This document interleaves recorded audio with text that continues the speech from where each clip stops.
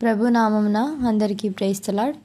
అలసిన వారికి ఊరడించు మాటలు అను పుస్తకంలో నుండి మార్చి 29వ తారీఖున ఏ నరుడును నాలుకను సాధు చేయనేరడు. యాకోబు పత్రిక 3వ అధ్యాయము 8వ వచనం. మోసకరమైన నాలుక ఆయన నీకేమి చేయును. కీర్తనల గ్రంథము 120వ అధ్యాయము 3వ వచనం. మనము మన నాలుకను జయించుటలో నిస్సహాయులముగా కనబడదుము. చిన్న రెచ్చగొట్టు మాటకే మన కోపం వచ్చును. మన నాలుకలు మన స్వాధీనం తప్పును. ఏ మానవ శక్తి ఆ నాలుకను స్వాధీనపరుచుకునలేదు. మనము బాధ కలిగించు గాయపరచు మాటలు అనేదము. కొన్నిసార్లు మనం ఎంతో ప్రేమించు స్నేహితులను కూడా అనేదము. మన మాటలను బట్టి మనం సమాధానం కోల్పోవటం మాత్రమే గాక మనతోనున్న వారికి కూడా ఎంతో కష్టంను కలిగించుదము. మనం గాయపరచు మాటలు మాట్లాడుటకు ఇష్టపడకపోవటమన్నది సత్యమే. కానీ అనేక సార్లు మనం తప్పిపోదుము.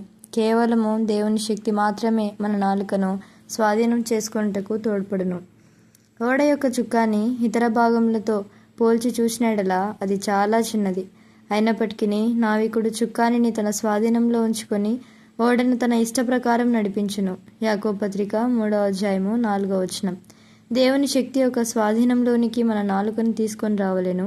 అప్పుడు మనం అవసరతల్లో ఉన్న వారికి ఆదరణనివ్వగలము. ఎవరి ఎడలైనా మనం ఏదైనా తప్పు చేసిన ఎడల మనము నిజమైన తగ్గింపుతో క్షమాపణ చెప్పగలము. కానీ మనము మన నాలుకను స్వాధీనపరచమని దేవుని యొద్ద ప్రార్థించని ఎడల మన నోటి నుండి వచ్చే అబద్ధములు, కోపము, అసూయ, ద్వేషంతో కూడిన మాటలు అనేకుల జీవితములకు ఎంతో నష్టమును, హానిని కలిగించును.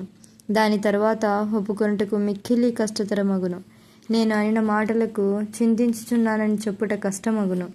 రెండు విభిన్నముగానున్న గుంపుల మధ్యలో సమాధానం తీసుకుని వచ్చుటకు చాలా సమయం వెచ్చించవలసి వచ్చును.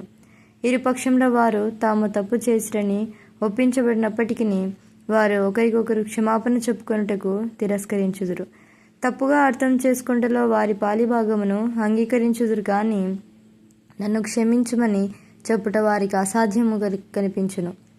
అందుచేతనే కీర్తనకారుడు కీర్తన గ్రంథం 120వ అధ్యాయం 1లో తన శ్రమలో యెహోవాకు మొరపెట్టి తిని అని ఒప్పుకొనుచున్నాడు.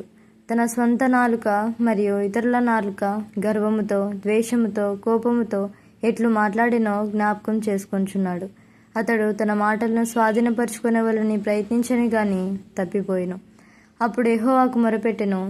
ఈ అనుభవము మన దౌర్భాగ్య స్థితిలో, మన జీవితంలో అనేక విషయములలో, అనేక పర్యాయాలలో పునరావృతమగుట చూస్తున్నాము. అట్టి స్థితిలో మనం ఆయనకు మొరపెట్టగా ఆయన మనలను విడిపించును. ఆమెన్.